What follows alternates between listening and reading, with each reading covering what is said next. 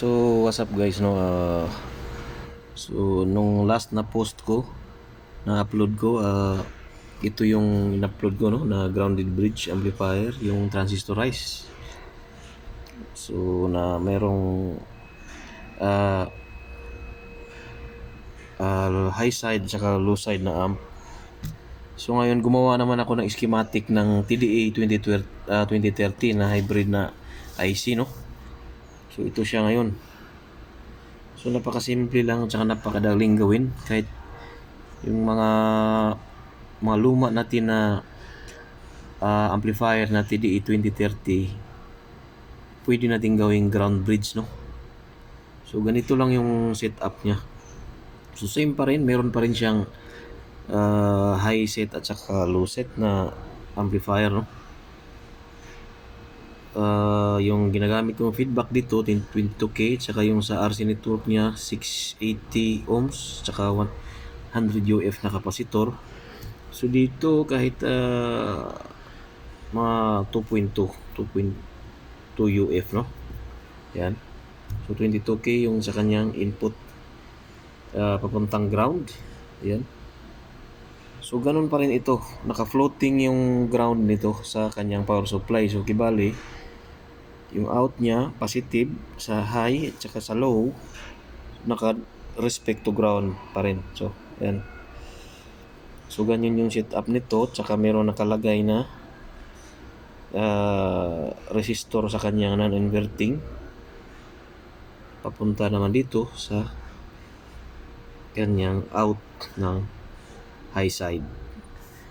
So bali dito tinanggal na natin yung dapat meron to ditong resistor tsaka capacitor.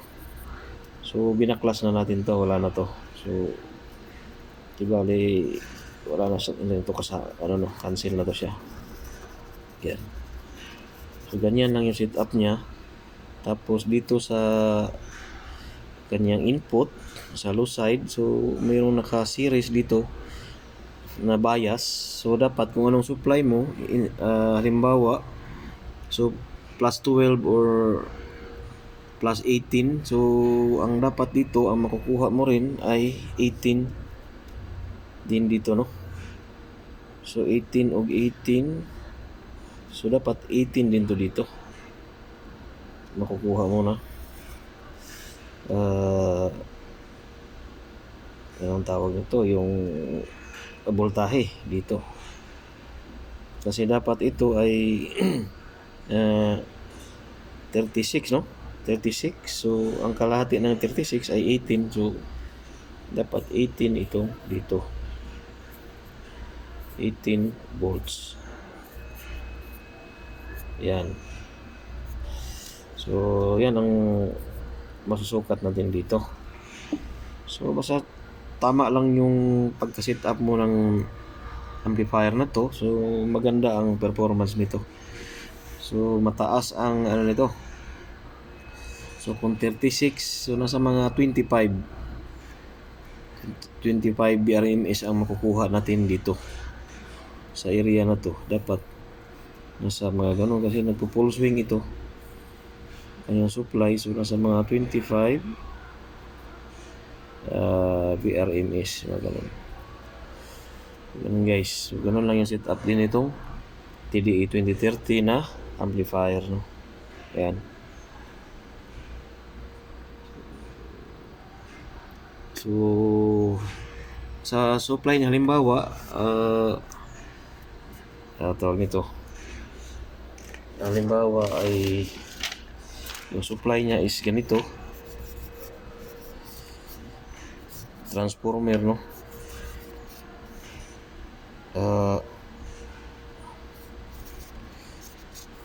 Ganyan.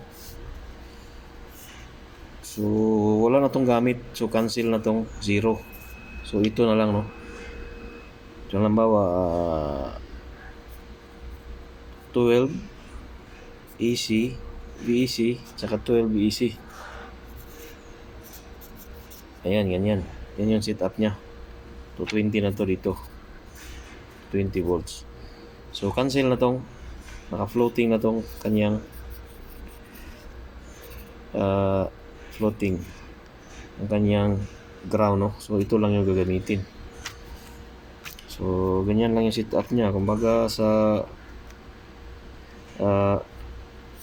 diode, no?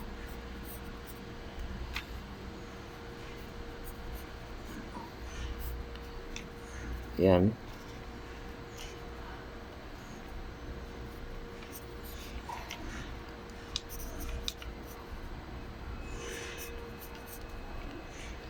So ito yung AC. So dito lang kukuha ng ganyan lang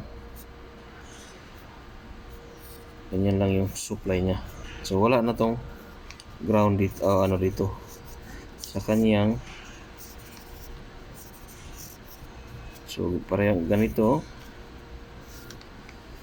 So kibali wala na to. Hindi na to connected ito. Ganyan, yan lang yung supply niya. So positive tsaka negative. So positive, negative. Yan. So, ganyan lang yung GB. Ganyan lang yung setup ng grounded bridge na supply. So ganyan lang, naka-zero yan. Naka-float yung kanyang ground. So cancel. So yun lang guys, no. Salamat sa panonood. Sana nakatulong yung ko. Pag gusto mag-try nitong grounded bridge amplifier. So hanggang sa muli. Thank you Dudski TV.